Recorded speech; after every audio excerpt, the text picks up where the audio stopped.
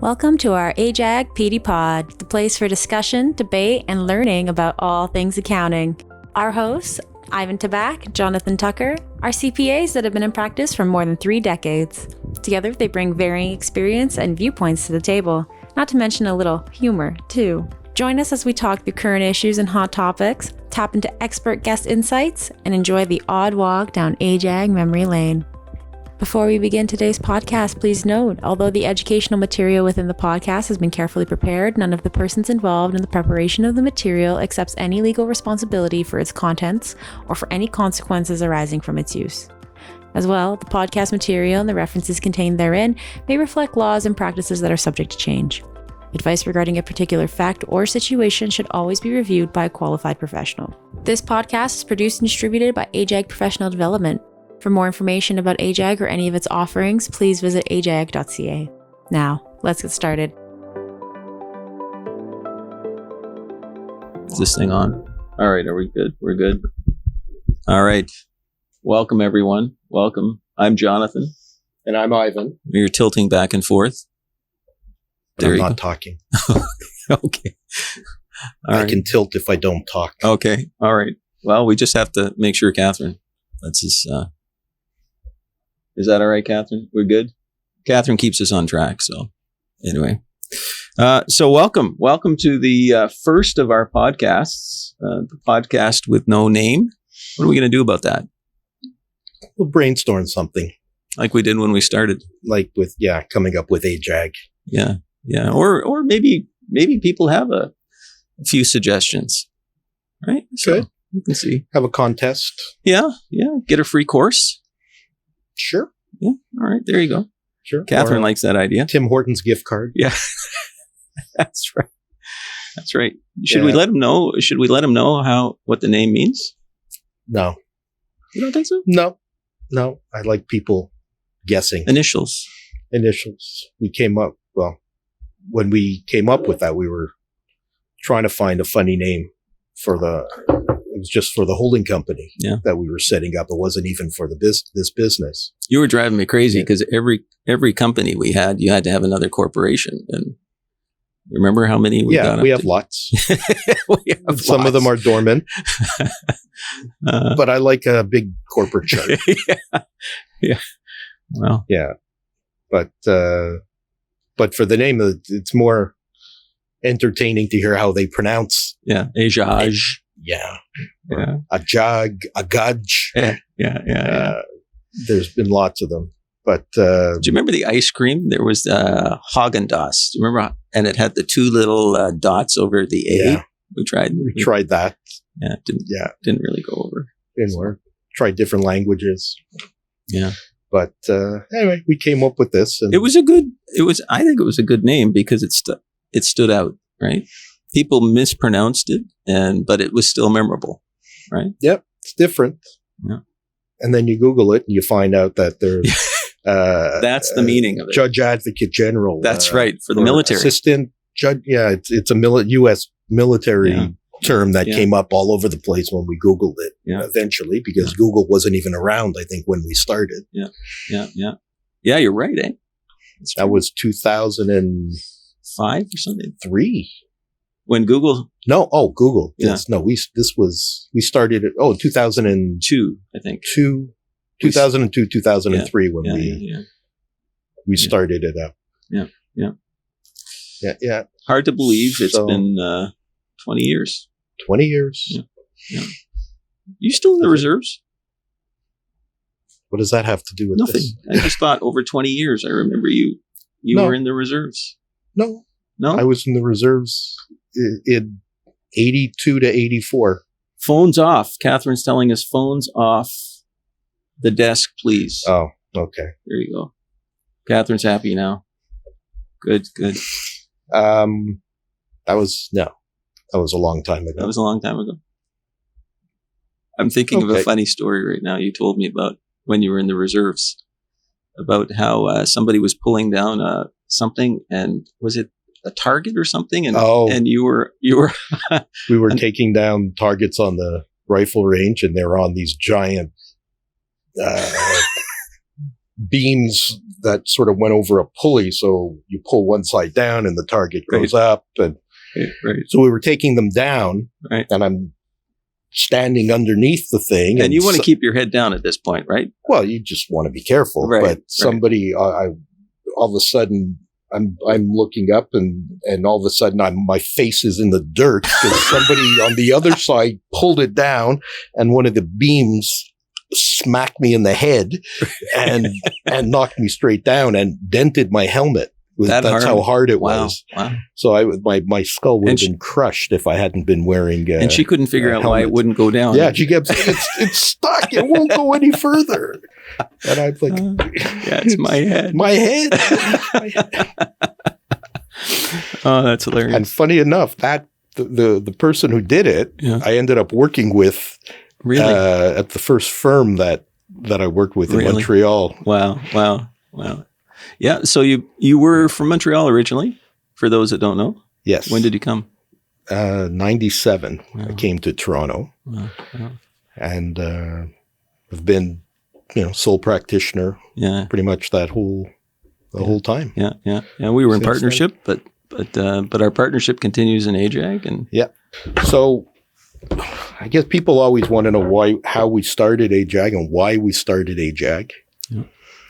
So originally we were part of another group that we were doing our professional development with, another consortium.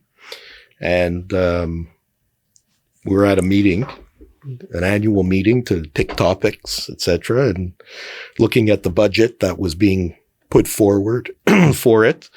And you were saying that, we can do this just as good or better. Although it was when it became mandatory that was the real push, right? Because we were doing it. We were doing it because it was just a good thing to do to stay up. But it wasn't mandatory at that point, right? No. So, it coincided with that. Yeah. So making it mandatory opened up the whole market. Yeah. Because people who were just choosing not to do anything. Yeah. Now they had to do something. Yeah. But then we had the challenge of how to spread the word. Right. And email was still pretty well, for some people email is still a questionable remember the last couple of years people would still I don't have email, I have fax.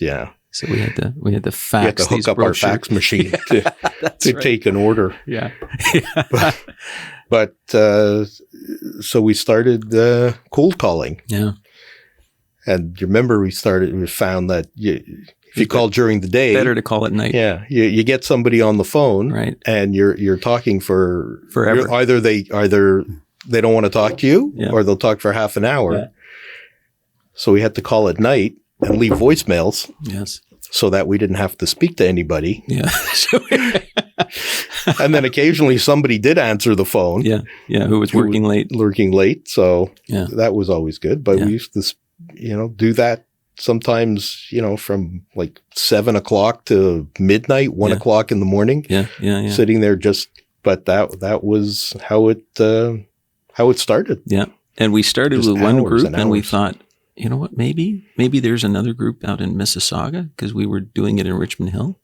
So do you remember and then we went to the Holiday Inn in Oakville. That was the first start before we went to La Dome. Do you remember that?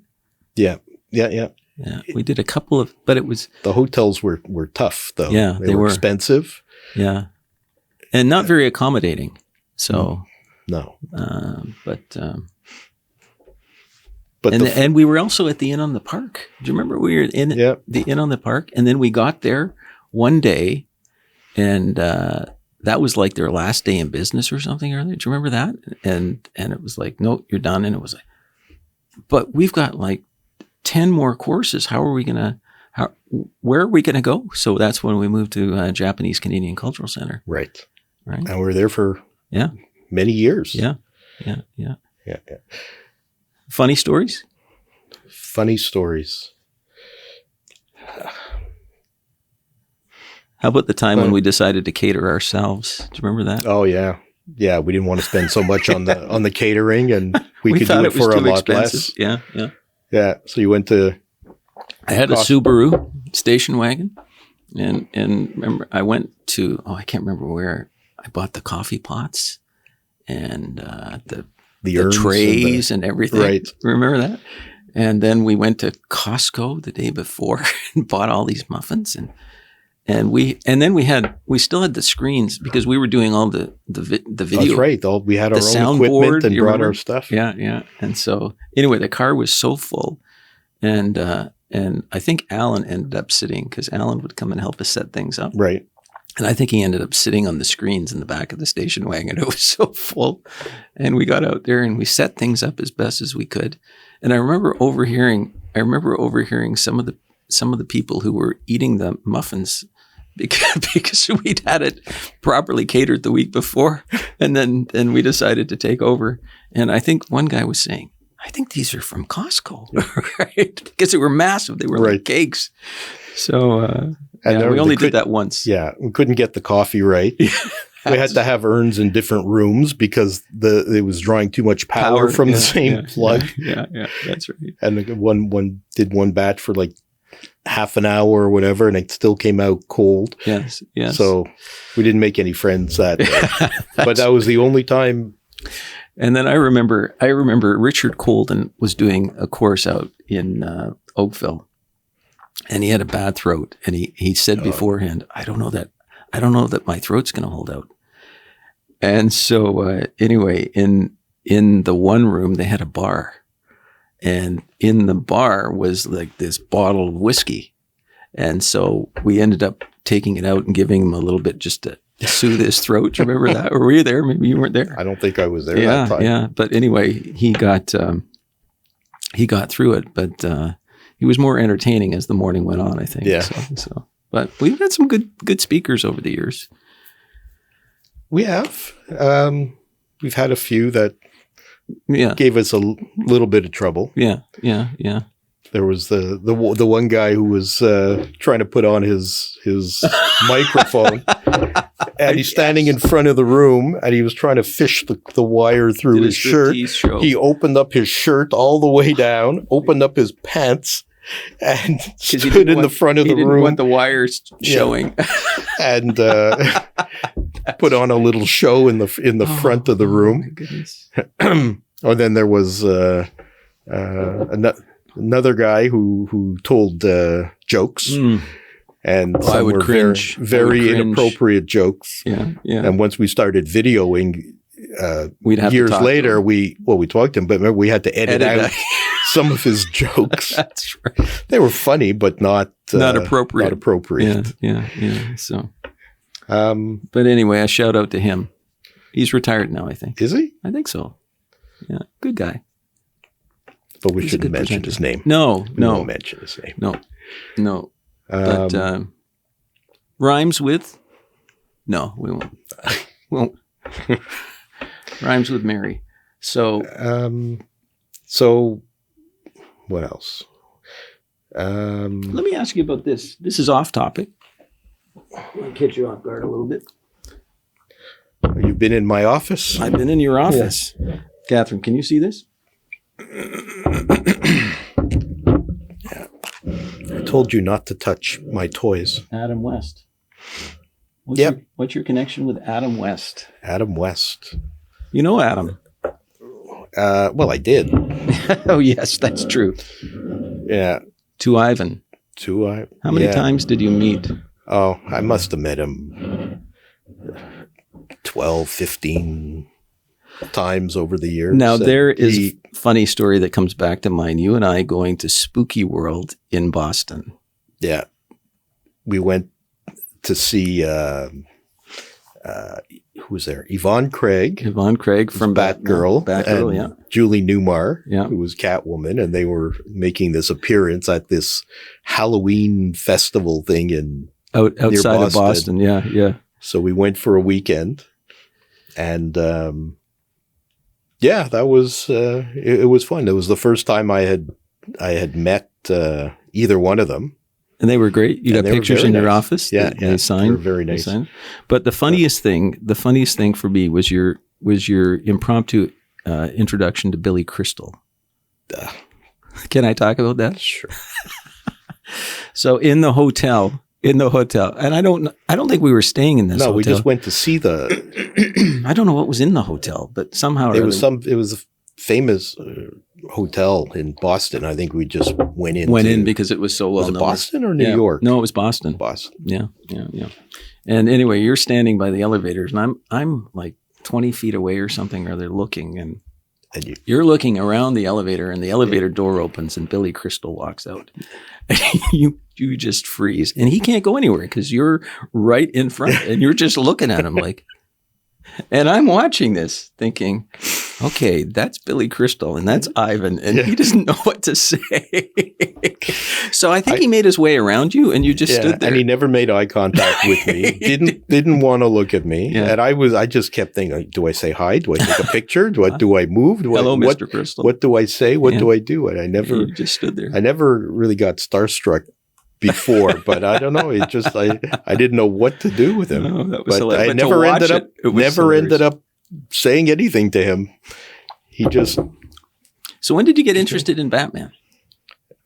Batman since you were a kid. I was like 2 years old. Wow. And there's pictures of me wearing the T-shirts and with the toys, and I remember watching the show. Wow. Because that was just when it came out in '66. Yeah. And so all my life I've liked it, and then I always saved whatever. Did you start with cards, or so? Just for those, like Ivan is a massive collector of anything Batman. In fact, I mean, you were referenced on IMDb as an authority on this. No, not in IMDb, but in a book somebody wrote about the show, and I was helping him with parts of it, with providing him with pictures and information on. And do you still have some of your collection in a museum in Hollywood? No, it was. You did. That was a temporary. Exhibit or something. Yeah. Wow. But I was asked to. There was a big exhibit in Hollywood at the Hollywood Museum. They put on a special exhibit just for. Did you go? 60s Batman. Yeah, I was there. I went for the grand opening. Wow. So they had, it was like you see on TV, you walk in and they have the big backdrop with a whole bank of photographers and video people, and they're all snapping your picture, and went in, and they're all, celebrities, but, not your A-list celebrities were there. Right. But, there were some names there. And what a great experience, eh? Yeah, it was a lot of fun. And your stuff, you're into the cars. So cars were always a part of my upbringing, that and carpentry. So, and I would never have imagined I would have gotten into this profession. I remember the first time I did a bookkeeping course in high school, and I was joking around at the back of the class. I wasn't a particularly good student. And I remember my accounting teacher, who was also our math teacher, and he curried a lot of respect. Like, he was one of those people you listen to. And this was grade 9. And I remember Mr. Allen turning around to me, and he called me out in front of everyone. And he said, if you stop screwing around, you could do something with your life. Like, you could be a chartered accountant one day. And that was kind of that stuck with me. And, anyway, that was the start. So, but I had kind of an entrepreneurial start, and I guess that was outside of the norm. But and one thing's led to another, and somehow I found my way into this profession. Although I started out in sales, my first job was selling fire extinguishers, which was a horrible job. So, but I didn't want to go to university. So, and I remember getting off the plane after my wife and I had just gotten married, and thinking, shoot, I've got to decide what I'm going to do with my life. I was 25. And so I ended up starting at York University in their Atkinson College was their part-time studies program. And it took me 7 years, but by that time I was way behind most of my peers who had just gone right out of high school into university. That wasn't my route. So, but it's worked out all right. Worked out all right. So. And then you and I met through unusual circumstances. Yeah, I was working with another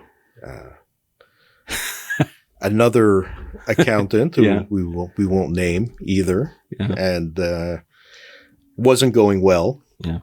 And I walked into the office one day and he's meeting with somebody, and I thought it was a new client, and he would always bring me in when there was a new client. And so I found out after. He said, "Oh, this guy was advertising to buy a practice." So I called him. He said, "I think you guys would get along well." So he came back in for another meeting. And then you called me. And then I asked you to show me the list when he wasn't around. I said, "Show me what he's offering you." Yeah. And half the clients on the list were mine. Were your clients. That he had no right to sell. Yeah. So he was just pumping up the numbers. Yeah. And I said, "Don't do it. Yeah. Don't get mixed up with this guy, because you're going to get hosed." And anyway, we talked and maybe we would try something together and take him out that way. Yeah. I said, as long as I don't have to deal with him. Yeah. That's right. I had to deal with him. That's right. Yeah. And and that's how it started. It took 2 more years to get rid of him. Yeah. But it was a long and painful. Yeah. But finally, painful relationship. Finally, it happened. Yeah. And then his last day, you bought him an apple pie at 10 o'clock in the morning. That's right. I couldn't just say, goodbye. We couldn't buy. Yeah, we had to buy him something. So he'd probably return the pen. Just for a refund. He probably would have returned the pie too if he could. Yeah. That's right. So that was in our accounting practice days, and then AJAG came along. Yeah. And our first location was Premier Banquet Hall, wasn't it?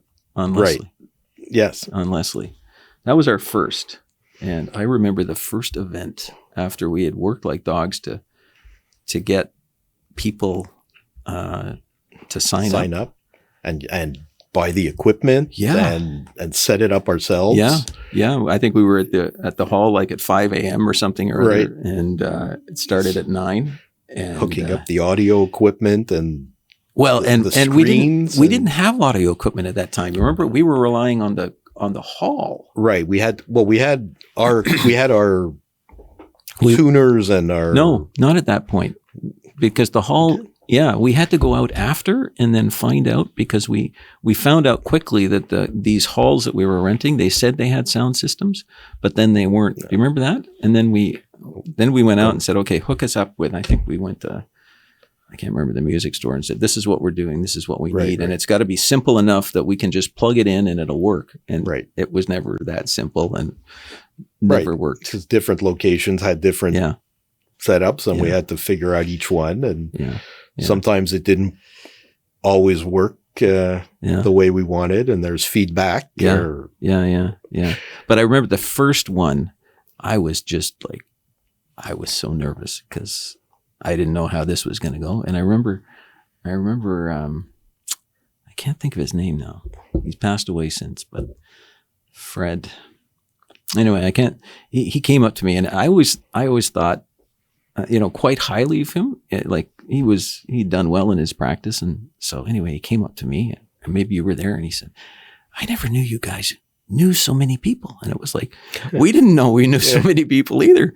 But I think we had like 200 people for that first something event. Like that. Yeah, and it was just the first one. And once we got it and saw how it would work, I was like, okay, this could be something. So and we ended up, the first year was Richmond Hill and Mississauga. Yeah, you're right. We did Mississauga first. Why did we do? Was it? It was at a Novotel. Was it a Novotel or Holiday Inn? Oh, you're right. It was a hotel. You're right. It was opposite Square One. Yeah. And that one had, 60, 70 people in it. Right. And we ran out of, but we ran into capacity issues, I think. Right. At the hotel. Yeah. So then we had to find another place. But then this next year we had more 3 groups. Yeah. But because we went out further, because people were complaining that we're further west. Mississauga was still too far. So then we went to Burlington, I think. Was it Burlington? And then to Oakville. I can't remember exactly, but we ended up in Oakville, and then we ended up at Le Dome. Yeah. Yeah, the Dome, and that's where so we were running the four groups because Richmond Hill got too big, so we had to split that into 2 days. Yeah, so it was four groups. Sometimes there were 4 courses a week. Yeah, and the same course. The same course 4 times a week. Yeah. So and then we tried to do video, like our first attempt at video. Yeah. We were ahead of our time. Yeah. We were going to do a subscription service on disc. DVDs. Yeah, that's right. We found you're right. I forgot about him. He was in his basement. That's right. We went to this guy with a studio in his basement and recorded intros. Yeah. And then we were out. He came and videoed a couple of courses and edited them, and nothing ever came of that. Yeah. I think it was a long lag time or something. It was like a month, I think, before we could get a course, and then it was reproduction and how do we prevent. So we never ended up sending anything out. It was just an experiment at that time, and then we tried it with another couple, and that didn't work out. And then I guess. How did we just kept pushing at it because we realized it was needed, right? In terms of it just moving beyond, because the business was limited geographically. And so we knew that there was people outside that needed it. But, and that's when I think we started our third time we worked at the studio out in Mississauga by the airport, and got that going. And then that took us online. But then, the challenge we had was that most, and I think this is characteristic of the profession, is that we're attracted to this profession because, it offers us some stability and so on, and people don't change readily. And so, if somebody was used to getting in the car and driving to a course, then that's what they kept doing, even if you put it online, or people maybe didn't like online, and so they just kept, their habits were ingrained. And it was really only until the pandemic came along that the online thing took off, right? Yeah. We had some success with it, but beforehand, but there wasn't the impetus for people to really embrace it. So, but and that's left its mark now. There's far more interest in online, even though some people still like the in-course. I think you like. Yeah, I like live courses. Live courses, yeah. You just see, you get to see other people there, and you don't have to make your own breakfast. Yeah, that's right. Yeah. So that's a little bit about our history. Must have been some other funny things. Do you remember there was one time you sent Alan, who worked for us, to deliver something over to Premier Bank? No, he was going to set up for the next day. Oh, right. And he took my car. He took my your car, and he went in, and the parking lot was empty. Nothing was happening there. Not a car in the parking lot. And he came back. He was pretty quiet. Yeah. He came back and he told you. No, he didn't. I had to get it. Alan, you okay? Yeah, I'm okay. Yeah. Are you sure? You sure you're okay? Yeah, I'm okay. Yeah. I got a parking ticket. Yeah. Where did you get a parking ticket? At Premier? Was there an event going on there? Yeah. No. Well, how do you get a parking? I parked in the handicap. You got a $300 parking ticket for parking in the handicap. Of all the parking spots you could have gone to, he parked in the handicap. I said, Alan, you know what? You're paying for that parking ticket. Yeah. I'm not. So, yeah. And then there was other events where, can we talk about the gentleman who had the health issue? Or can we? You can. I've started now. But anyway, there was an ambulance involved. Yeah. And so they came and there was a call put in for an ambulance, and the ambulance came and took him off to the hospital. But as the ambulance was driving off, it stopped and the door swung open in the back where his wife was. And she came out, he needs his course notes. So, So That's the we had to give him his course notes so he could go to emergency. yeah. Yeah, you'd have a long wait there. You need something to read. Yeah. And then there were people that would come to the course. This really burned you, right? People would come to the course. They would sign in, take the books, and leave. And you were just beside yourself. Yeah. And then we injustice. Yeah. Right? Then we said we kind of gave up trying to stop that. And we said as long as they're paying us. Yeah. But then we used to love, when we went around and collected the sign-in sheets, and you look, okay, there's 7 names on the sign-in sheet, and there's 5 people sitting at the table. Right. So now we're trying to match names and who's who and who's signed in for somebody else. Doing a head count at the table during the course. And nobody would, everybody's eyes are moving around. Or people would be going, point. Yeah. Who signed or who didn't sign it. Yeah, right. There's 5 people and 4 names on the list. And some people knew our routine, and so they would come in after we collected the sheets, but they wouldn't get their credit, right? They wouldn't get credit for their name. They just wanted the book, right? So, but yeah, there's no end to what people were trying to.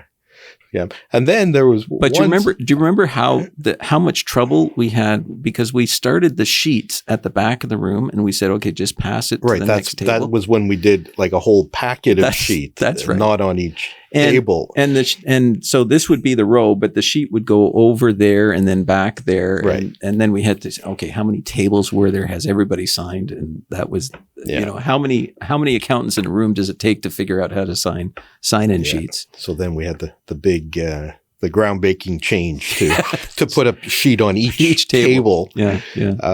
But once I remember I was picking up a sheet and I'm looking at the name, just checking, and there's a lady at the table that I knew. Yeah. And her name wasn't on the sheet. Right. So I said, well, where's your name? Oh no, they said it was okay. Well, who said it was okay? Oh, the firm that I work for, they said just come and you don't have to sign. Right. I said, well, you have to sign. And then we came back and there was an extra name there, but it wasn't her name. It was fake. She put a fake name. I said, like, I know you. Who do you think you're fooling?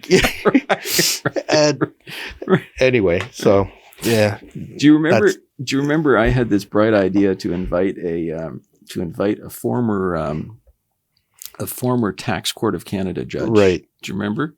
Who we won't mention his name, I think. But anyway, he came and I was kind of starstruck by this person. So it was like, well, we can't really tell him what to talk about and he'll know what to talk about. I think deductibility of interest was a big thing. So we kind of hoped he would talk about that.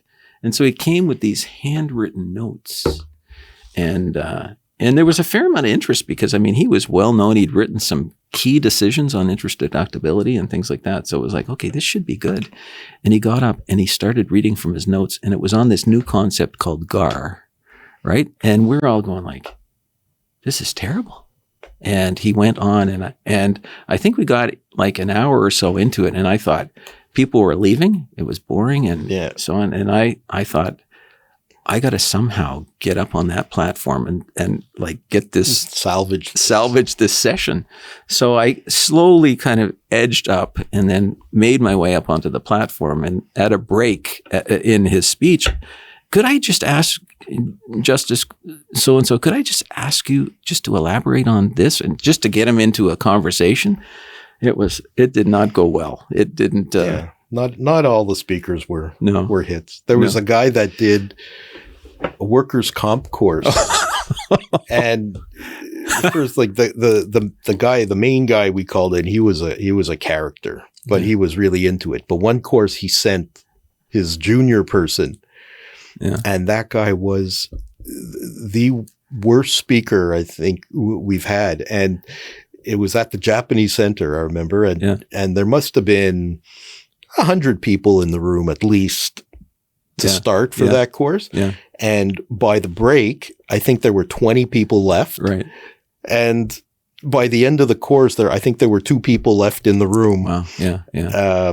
And it didn't faze him. He just kept going on. He just kept going, but we never had him back. But our thinking was that, there are some courses that because we were both in practice. So, I mean, that was the beauty of the business in terms of for us, because we knew what the topics were because we were seeing them in our own files. So it's like, all right, we need to do a course on WSIB, or we need to do a course. So that always worked well. There was good synergy there, but not everybody agreed with our course picks, right? And so I thought WSIB would be a good one because there's no other courses out there, but it didn't fly. There's always a few people that agree with it, but you're never going to make everybody happy. And we took some stabs at things over the years, and we said some never worked. We didn't want to get into soft courses. We didn't want to get into things that were already readily available. This was just kind of, if you're in public practice, here's the areas you will need to stay up on: assurance, accounting, tax. And that really was the framework for our programs. And it still is to this day, really. We tried a few soft courses over the years, but IT, I remember doing. We did an IT one. Yeah. That wasn't well received. I think I think the speaker was talking more about the history of IT, and we wanted it to be, what's the latest and greatest that you should know about that you could help. But I did one. Do you remember? I didn't. I actually did. Oh, yes, right. You did I did one, of course. Yeah, I don't remember what it was. It was on IT. But you did IT? Yeah. That was one of the boring ones. Yeah, that was like, okay, I'm not doing that again. Yeah. So, but and we had to talk to managing difficult discussions, which it was practical. Wasn't bad. Yeah. But it wasn't a bad course. It just people didn't want to spend their PD money on that kind of a thing. They just want technical courses. So that's what we ended up. There was the time when there was a big GST announcement on something. And I don't know, maybe it was we were in tax season or something, and we were just busy, and it was like, I think we got into July, and I was like, I think there's something coming out on GST. Is there something? And somehow or other we discovered this hadn't even been on our radar. And I'm so glad we were able to do you remember the top? It was something in GST, a massive change in GST. And anyway, we almost still don't know. We almost missed it, but we put it on, and it was like, I think we packed out for several sessions on that, because it was really a big, but we almost missed that. Like we just got wrapped up in our practice work, and that was it. And that's always the danger when you get into busy season. You just don't stay up on things. Yeah. And so much has changed in the profession, right? I mean, we used to all do auditing. We used to we did everything. And now, I couldn't keep up with that. So I gave up all the assurance work. And, I did the same. But then when we finally got, full-time people working and running the business. That was a big change. Then we were able to, to concentrate, more, not worry as much and not have to do everything. Yeah. So that was, we had a couple of people in that position before, but it was February 14th, 2011 when that day happened. Yeah. And, do we need to talk about it or not? But anyway, I guess. Yeah. It's left. It took the business definitely in a different direction, and I think a positive one overall. I guess. So it's had its ups and downs. Yeah. But So, but that was when Allison started. Yeah, almost 10 years with us. Almost 10. 2014. Need your calculator. No, 2011. Oh, 2011. I was thinking it was 2014. You're right. No. Yeah. So it's thanks for pointing out my math. 12 years. Yeah, my math deficiency. So and then she finally we've had somebody who's been consistent, was consistent and willing to actually work at a minimum 5 days a week and at a minimum full day's work, and didn't refuse to go to courses. And she's been the face of the business in many respects, right? And just in terms of if people have a question, she's the go-to person. Yeah. Right. But at the beginning, we were more hesitant to turn everything over. Yeah. We wouldn't let her go to a course by herself. Yeah. And we tried to it was tell important her what to wear. It was important that she understood the specific details of our business that she might not learn if we hadn't taken her under our wings, right? So, well, she didn't exactly have a background, in the profession. What was her background? Wasn't it in fashion? Fashion, yeah. She was that's a surprise. A buyer for different companies over the years. Yeah. But the opportunity came up, and she was interested. And, and we were happy to have her. It didn't take long before she trained us to to not tell her what to wear and what to do. And now, 11, 12 years later, we work for her. That's right. We work for her. And we'll find out later. She runs the show. Yeah. But there's been a few years or many years where we've really been able to give up all that, the day-to-day stuff, which was making it hard to run the practice and the business. And striking the balance to keep input there. Because there's things that you and I would pick up on that won't be picked up on by others, right? Like she would not necessarily know the issues. So, that's been our... But now she's even learning because she reads she gets, emails and keeps in touch with the speakers and picks up on, leads on new topics. And it's been a good... So, well, I don't know. I guess we'll have to brainstorm some more, come up with some more and stories about what happened in the past that we can... And in the meantime, do that on the next one. There are a lot of issues, particularly now in the profession, just seeing what's happening with our profession as a whole. There's no shortage of topics here to talk about, guests to invite to give us some inside scoop on what's happening, because there's some serious threats to our profession right now. Yeah. And threats that we know there's a threat, but we have no idea what the issues are because the bodies aren't even telling us why they're putting it all through what I was out at an event recently. A politician came up to me who knew I was a CA, a local politician. So what's going on in your profession? I wish I could tell you. It was really awkward. I didn't have anything to offer him, and it's just, we are a revered, valued profession that, business relies on, not for profit, like the whole, our communities rely on this profession. And the recent news, we never publicity about accountants. It's never good. No, you're never hearing good things. No. It's always a firm being sued for the big national or international firms. And lately it's all about the profession itself, the profession and the split with the CPA Ontario and Quebec leaving CPA Canada, and nobody I've ever spoken to about it has any idea what the issue is because they just dodge the answers when they're asked. The questions, it's a governance issue. The biggest, up until now, the biggest was the merger of the profession, right?